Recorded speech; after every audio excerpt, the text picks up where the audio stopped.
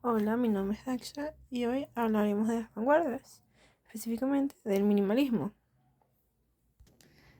Esto nace en Estados Unidos a mediados del siglo XX, específicamente en los 60, en un contexto en el que la música contemporánea está experimentando búsqueda de nuevas sonoridades y formas. Sus raíces se pueden trazar hasta corrientes cercanas como el dodecafonismo y el serialismo, pero a pesar de que son cercanos, no son iguales. Compositores como Steve Reich, Philip Glass y Terry Riley comenzaron a explorar maneras más sencillas y repetitivas de componer. En un contexto en el que la música se había vuelto excesivamente académica y rígida. Así que renuncian a estas ideas preconcebidas que se tenían sobre la música. Esta nueva ola de influencias y estilos redescubiertos nos lleva a romper con estos límites que tenía la música. Entre sus características principales tenemos la objetividad y la impersonalidad. El minimalismo quiere representar el objeto como es, sin adornos, sin dramatismos y sin conexiones emocionales o metáforas, sino que se separa de cualquier tipo de emoción y se circunscribe a la pureza de la forma, simplicidad y relación directa con el espacio y, por supuesto, el espectador. Además, se rebela en contra de esta idea de que el arte es un medio de expresión del artista o de quien la compone. Así que presenta objetos específicos que no van a representar nada más que a sí mismos. Musicalmente hablando, el minimalismo tiene una limitación instrumental, presenta una orquestación sencilla con la cual limitada para que esta experiencia sonora individual se escuche de manera más clara y precisa. La elección de los instrumentos no es arbitraria, sino que se basa en su capacidad de resonar y crear un espacio sonoro abierto, dejando que los oyentes se sumerjan en el sonido de manera más específica y más sencilla de distinguirse. Además, una característica principal es la repetición. En el minimalismo se emplean frases cortas que se van a mantener como una base estable durante toda la obra, que va a tener una repetición, o se va a mantener, mejor dicho, como con variaciones bastante ligeras, que va a crear un efecto que capte la atención, que sea envolvente y no sea monótono, sino que te vaya revelando pequeñas cosas o en son de dinámicas, timbres y estructuras tonales. En palabras del arquitecto Van der Rohe, menos es más. El minimalismo tiene una visión radical que lleva al extremo las ideas presentadas en otras vanguardias. Quiere producir un objeto hipnótico, prácticamente un trance en el que caerá el público debido a sus patrones repetitivos y búsqueda de algo diferente, de algo más objetivo, impersonal y sencillo. Si hablamos más de su proceso de composición, su base, como ya mencionamos, es la repetición. Tiene un proceso sobre la emoción distinto, ya que no había cabida para esta, y tiene una transformación gradual. Tiene cambios sutiles, casi imperceptibles, además de que tiene influencias no occidentales, lo que es muy importante y la separa de otras corrientes y otros movimientos artísticos que ya se presentaron, que la verdad se centran bastante en lo que se produce, en lo que se escucha en Occidente. El minimalismo se nutre también de la música tradicional africana, India e Indonesia, por su basamiento en estructuras cíclicas y la superposición de ritmos repetitivos, como veremos más adelante con Alice Gómez, que utiliza ritmos tradicionales mexicanos. Uno de los ilustres compositores, como fue Glass, utilizaba una técnica diferente, la aditiva, en la cual un patrón de notas se repite y cada repetición al final va a tener algo diferente, llamado adición. También está la sustracción, en que pasa lo mismo pero a la inversa. Entonces se elimina una nota del patrón que ya está establecido.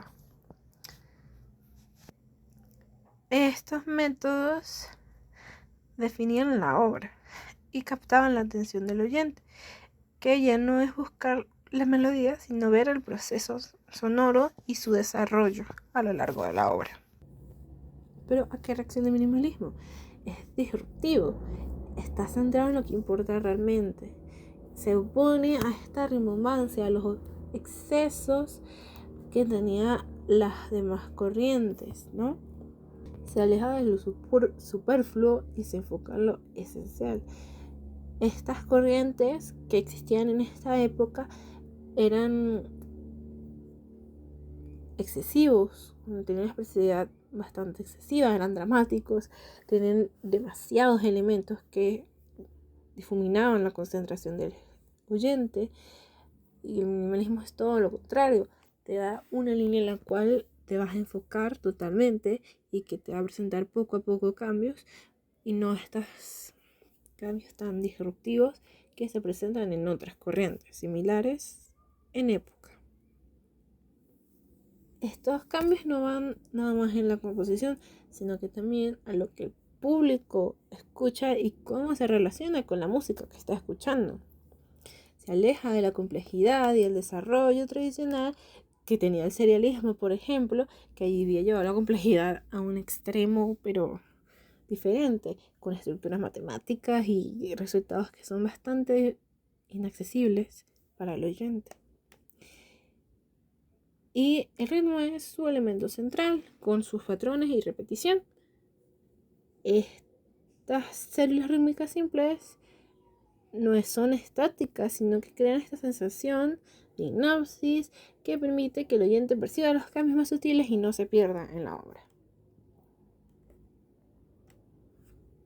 La música más ambiental, que presenta grandes cambios y se aleja del status quo musical que ya teníamos y estas ideas preconcebidas de que la música debía ser de una manera específica, sino que se centra en lo que se está presentando sin irse por las ramas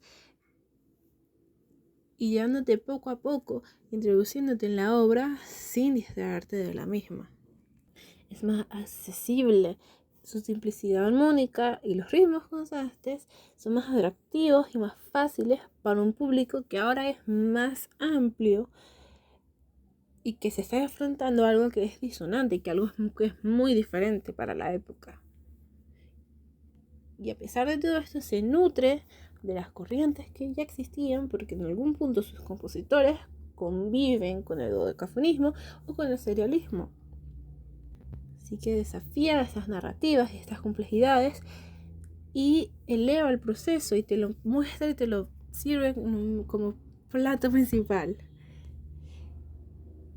Además de que la música puede ser rigurosa también, pero pues también accesible emocionalmente, que no te va a sobrecargar y te va a llevar y te va a sumergir, sino que está ahí, es estable y te presenta unos cambios más lentos. Así que minimalismo, podemos decir que esta brecha, esta diferencia que había de lo nuevo, de lo diferente que era la música contemporánea, la cierra, te acerca más a ella. Es una forma más digerible de introducirte a estas vanguardias, a estas ideas que eran tan chocantes para el público. A continuación me gustaría presentar 3 compositores diferentes a los que siempre se mencionan, a los que son los más conocidos, sino que quiero traer a la mesa a 2 compositoras latinoamericanas y a Julius Eastman, un compositor afroamericano. Principalmente Eastman, músico desde pequeño, que recibió su educación en Curtis, en Estados Unidos, y quien era un pianista ilustre, increíble, que dedicó su vida a la música y llevó su identidad como hombre afrodescendiente y homosexual en los 60 a su música de una manera más impersonal y delicada, respetando todavía el minimalismo. Este artista pues se había olvidado en el tiempo, ya que sus composiciones se perdieron, porque él poco antes de morir quedó en situación de calle y con su casa también perdió muchas de sus composiciones. Pero desde el inicio del siglo se ha llegado un movimiento que se ha dedicado a recuperar sus obras y a presentarlas ante el mundo.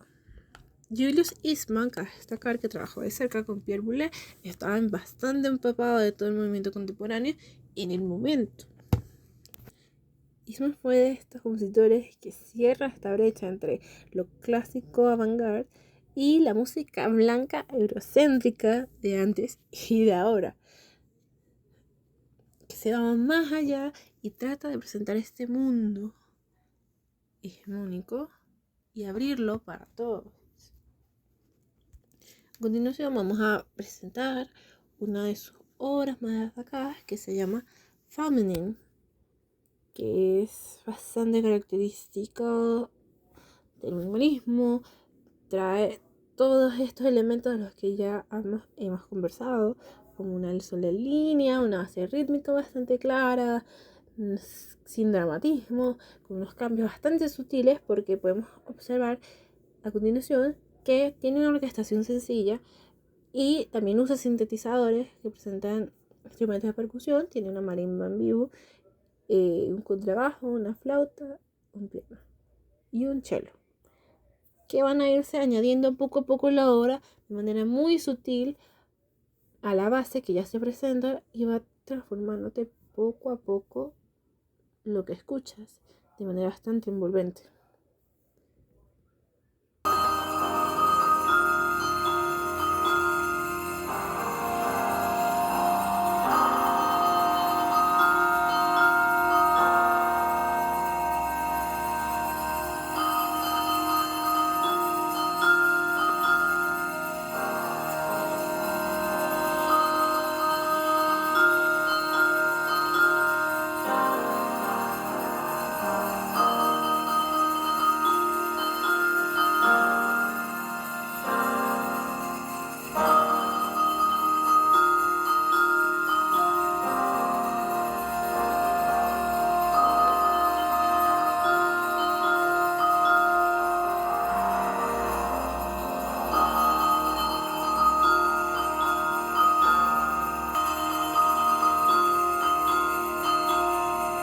A continuación vamos a hablar de Graciela Parasquevaides, quien fue una argentina, naturalizada como uruguaya, musicóloga y docente, quien es una figura importante, ya que trajo también la producción de conocimiento de música contemporánea a Latinoamérica y la tradujo al español, sobre todo los trabajos de Schoenberg y Jean-Jacques Jonqui.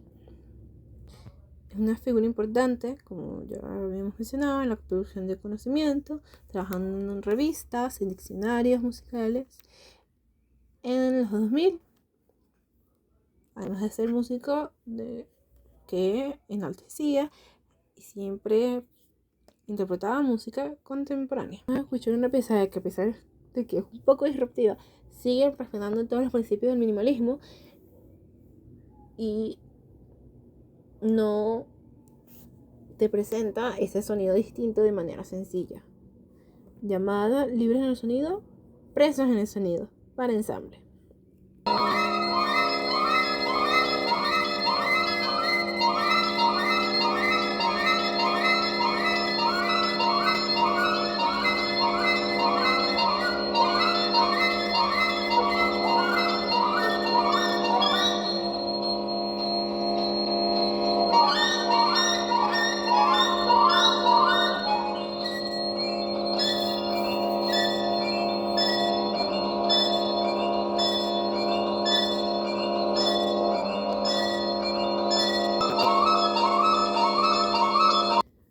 Por último tenemos a Alex Gómez, quien nació en Texas, se crió como músico, pero tiene ascendencia mexicana, por lo cual sus obras tienen una importante inspiración de música tradicional mexicana, indígena, y se nutre de todo esto, presentándonos composiciones principalmente para percusión con características minimalistas.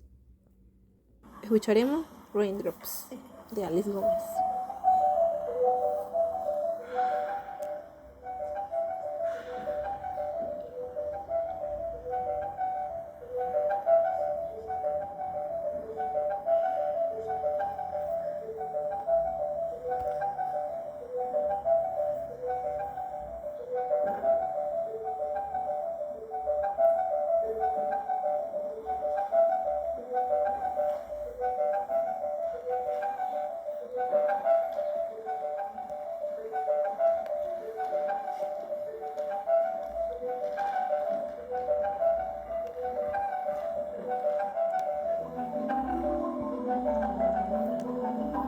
Y con esta pieza nos despedimos y agradecemos por su atención.